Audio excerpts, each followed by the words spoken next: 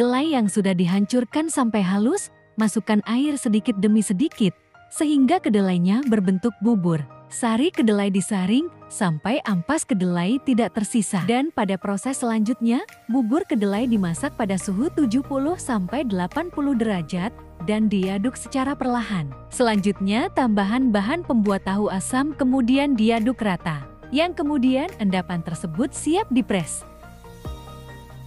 Proses selanjutnya, adonan tahu dalam cetakan dipres. Di dalam adonan tahu menekan ampasnya supaya air kandungannya tersebut habis.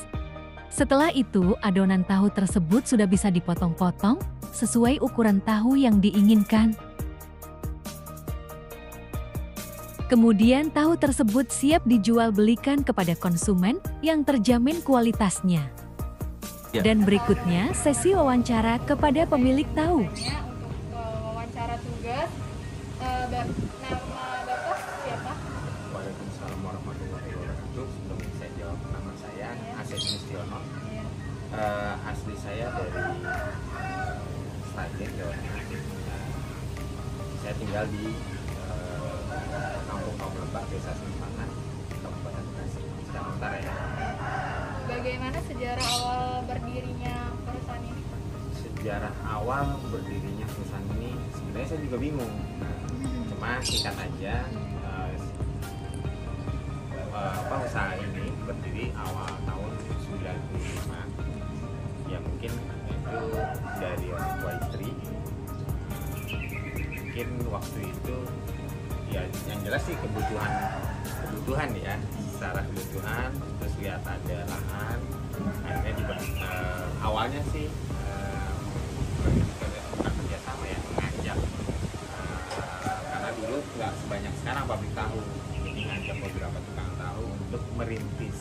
Akhirnya kita nyediain tempat merintis usaha ini. Berapa modal sih saat memulai usaha ini?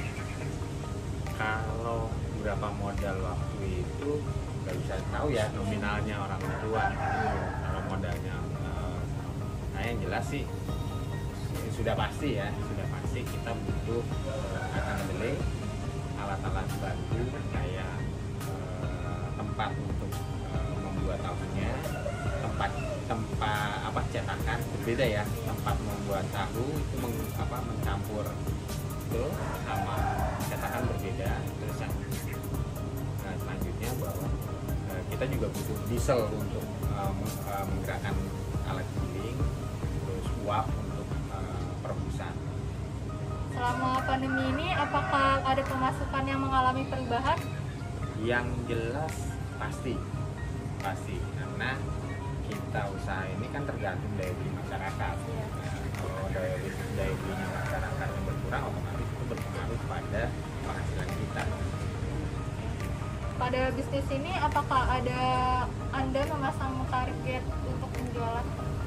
Kalau setiap orang berbisnis tetap pasti akan ada target-target penjualan gitu. Bagaimana jumlahnya, bagaimana bentuk pemasarannya, dan bagaimana juga pendistribusiannya. Apakah pernah mengalami konflik internal dan eksternal? Sudah pasti, namanya usaha, kalau eksternal pasti ada. Bagaimana kita harus bisa berbaur dengan masyarakat, karena secara kebetulan usaha ini di tengah lingkungan masyarakat yang notabene kita harus jaga kebersihan lingkungannya, dan juga harus kita jaga kebersihan lingkungannya. Nah, kalau internal sudah pasti akan ada ya sedikit-sedikit gesekan dengan pekerja pasti ada, atau pada saat bahan baku belum datang juga menjadi permasalahan. Sejak kapan menekuni usaha ini? Kalau berdiri memang tahun 95. Nah, di tahun 2013 baru ini sudah generasi kedua. Jadi generasi pertama selesainya di tahun 2013. Di tahun 2013 awal, kemudian waktu itu juga awal sekitar bulan Februari atau Maret itu diserahkan ke generasi kedua. Lebih efektif mana, tenaga manual atau tenaga mesin? manual dan mesin. Nah ini saya harus jelaskan dulu. Kalau untuk menggiling kacang itu memang sudah kita gunakan dengan tenaga mesin. Kalau dulu sejarahnya memang di gilingan itu gilingan kacangnya itu digerakkan secara manual, baik secara tenaga manusia maupun bantuan tenaga hewan yang sekarang masih ada di daerah kayak di Sumedang itu masih ada. Nah kalau untuk proses pencetakan, pencampuran biang tahu dengan aci itu tetap dengan manual, cuma begitu balik ke proses pencetakan dan pengepresan tahu menjadi bentuk tahu itu memang sekarang sudah ada beberapa perusahaan atau beberapa usaha yang pakai tenaga mesin yang pengepresannya pakai kalau itu tenaga pneumatik, jadi tenaga dorongan angin hidrolik gitu ya. Apakah akan menjadikan usaha ini turun temurun? Turun temurun sih yang jelas sekarang sudah turun temurun, yang jelas ya, karena udah generasi kedua nih. Mungkin bisa jadi satu waktu akan menjadi garis keturunan yang ketiga. Ini kan sekarang udah yang kedua nih. Begitu juga sama dengan pedagang. Pedagang ini udah mulai berganti nih, dari generasi yang pertama nih udah tinggal 3 orang, kalau tak 1, 2, ya 3 orang. Ini udah turun ke generasi kedua yang baru lagi gitu. Terus bagaimana cara mengukur kepuasan konsumen? Kalau mengukur kepuasan konsumen sih sebenarnya gampang, karena produk kita memang langsung sampai ke tingkat paling bawah, bukan pasar, tingkat akhir, karena tahu kita hanya kalau bisa dikatakan 10-15% aja yang kita suplai ke pasar, selebihnya kita langsung antar ke pembeli. Nah, contoh puas dan tidak puasnya itu kita kan tentunya ke ini ya, kayak warteg gitu kan. Nah, dia puas nggak dengan ukuran kita, dengan kualitas tahu kita enak atau tidak, karena dia juga akan terima keluhan atau masukan dari saran-saran dari pembelinya bahwa tahu kita itu enak atau tidak. Tapi selama ini sih masih bagus, hanya beberapa, itu nggak sebanding dengan hasil produksi kita. Tahap-tahap apa saja sih pembuatan tahu? Nah, tahapnya banyak. Tahapnya ada satu, pertama saya sebutin dulu ya, sebelum kita bicara tahap produksi harus tahu dulu nih, di pabrik kita harus punya yang jelas bahan bakunya itu kacang dan air. Nah, kacang dan air itu memang harus ada karena memang bersambungan ini dua, yaitu untuk bahan baku. Nah, bahan pendukungnya kayu bakar sudah pasti, karena kita tidak memakai gas atau tidak memakai minyak.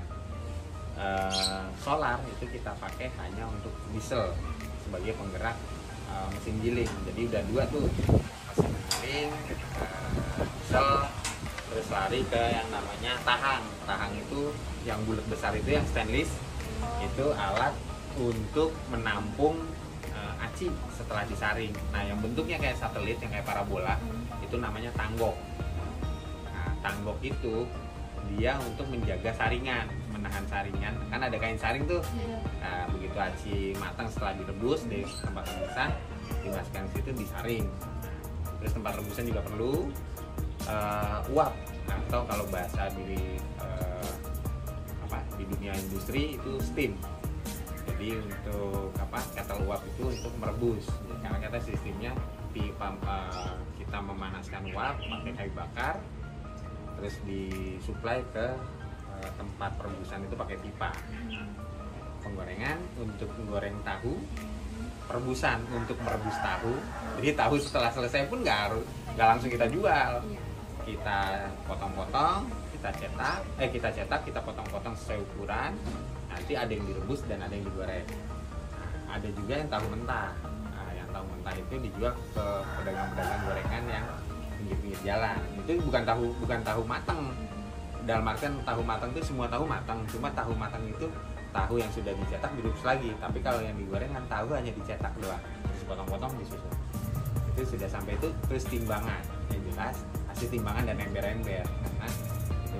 Jadi akhirnya saya lanjutkan untuk ke proses pertama. Kita timbang kacang sesuai dengan bak-baknya. Jadi per satu saringan, kita sebutnya satu saringan itu 9 sampai 11 kilo melalui pakai timbangan. Nah, dulu sih timbangannya biasa, yang timbangan kalau bahasanya yang manual ya, yang itunya cuma pakai kayak analog doang. Nah, sekarang pakai digital biar kita ratanya lebih gitu. Ini kan ada kaitannya sama hasil produksi. Benar nggak nih 9 kilo? Ya, satu kita juga dari bak itu kita tampung, nanti kita rendam.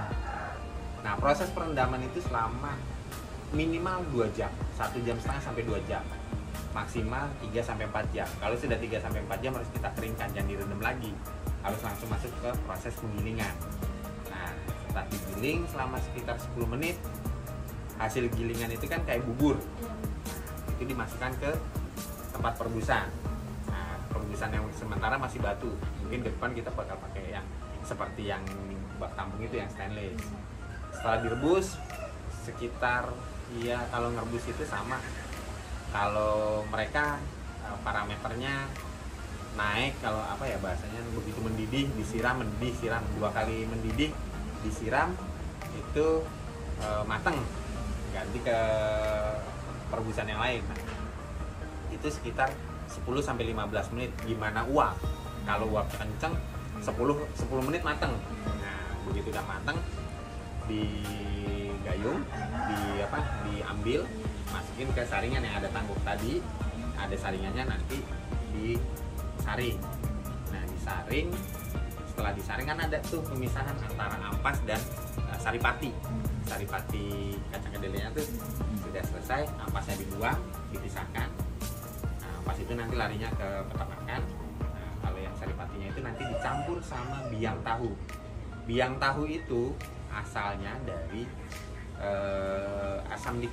cuka diksi, asamnya cuka, bukan dari bahan kimia juga, tapi bahan kimia yang memang food grade yang bisa kita makan. Kayak kan kita makan bakso juga pakai, kadang suka pengen kecut-kecut dikit pakai cuka. Nah, cukanya itu biangnya.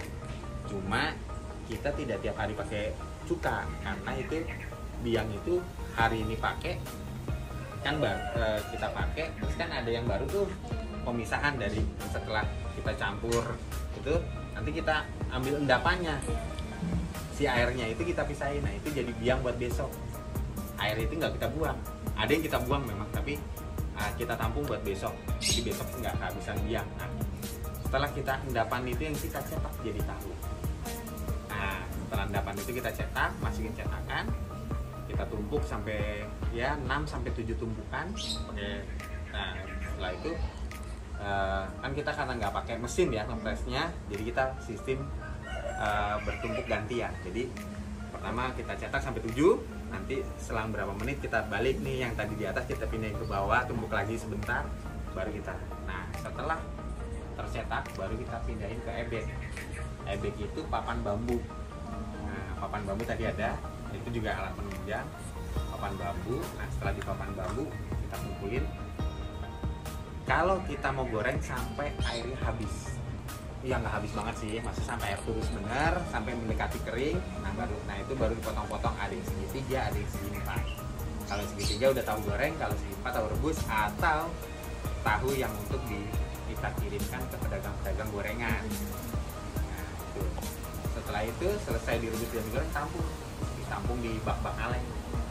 Bak kaleng itu juga ada proses pembersihan. Bak kaleng itu bukannya hanya sebatas memang bekas ada yang tulisannya Aibon, tapi itu mah udah bersih, udah kita jamin kebersihannya. Udah itu udah selesai, tahu udah selesai, berarti udah siap diantarkan. Cuma ada catatan buat saya, tahu yang baik itu bukan tahu yang jelek itu bukan tahu yang asam, tapi yang pahit. Pahit itu bisa disebabkan tahu itu bekas sudah beberapa hari, atau tahu yang berformalin. Kalau tahu asam itu berarti yang buatnya kalau nggak ngelamun dia baru, jadi kebanyakan biangnya.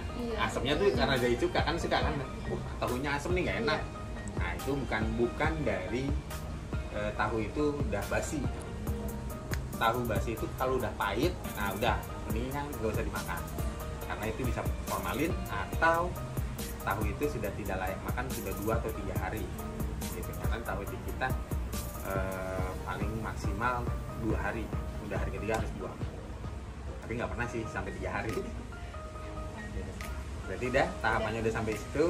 Ada yang mau ditanyain tambahan selain pertanyaan-pertanyaan yang sudah diajukan? Udah segitu aja. Oh, Terima kasih segitu. Mbak atas pertanyaannya. Ya. Assalamualaikum warahmatullahi wabarakatuh. Waalaikumsalam warahmatullahi wabarakatuh.